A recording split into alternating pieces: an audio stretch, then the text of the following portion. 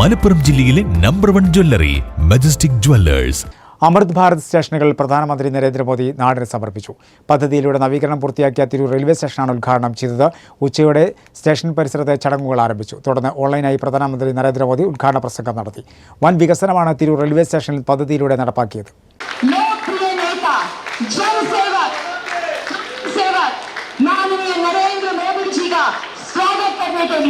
അമൃത് ഭാരത് പദ്ധതിയിലൂടെ നവീകരണം പൂർത്തിയാക്കിയ തിരൂർ റെയിൽവേ സ്റ്റേഷൻ ഓൺലൈനായി പ്രധാനമന്ത്രി നരേന്ദ്രമോദി ഉദ്ഘാടനം ചെയ്തു.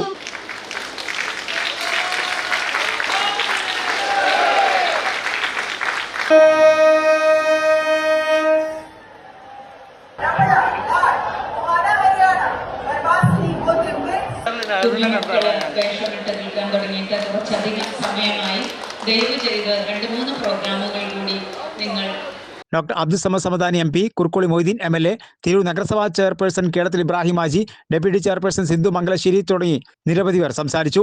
പുതിയ സൗകര്യങ്ങളോടുകൂടി സ്റ്റേഷൻ നാട്ടുകാർക്ക് ഉപയോഗയോഗ്യമാകുന്നതിൽ കൂടുതൽ സൗകര്യപ്രദമാകുന്നതിലുള്ള സംതൃപ്തി ഇവിടുത്തെ എളിയ പാർലമെന്റ് അംഗം എന്ന നിലയിൽ ഞാൻ ഈ അവസരത്തിൽ ഓർക്കുകയാണ്.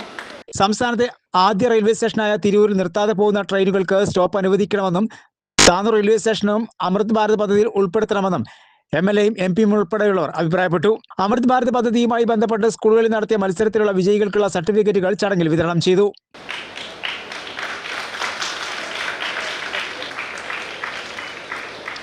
നല്ലൊരു കയ്യടി കൊടുക്കാം പ്ലീസ്. കനക് ശങ്കർ.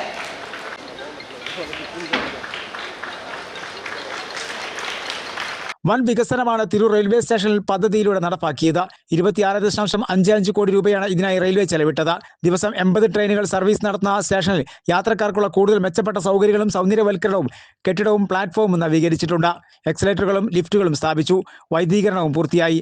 AC കാത്തിരിപ്പ് കേന്ദ്രം, ഡിജിറ്റൽ ലോക്കർ സംവിധാനം, പാർക്കിംഗ് സൗകര്യം തുടങ്ങിയവയെല്ലാം ഒരുക്കിയിട്ടുണ്ട്.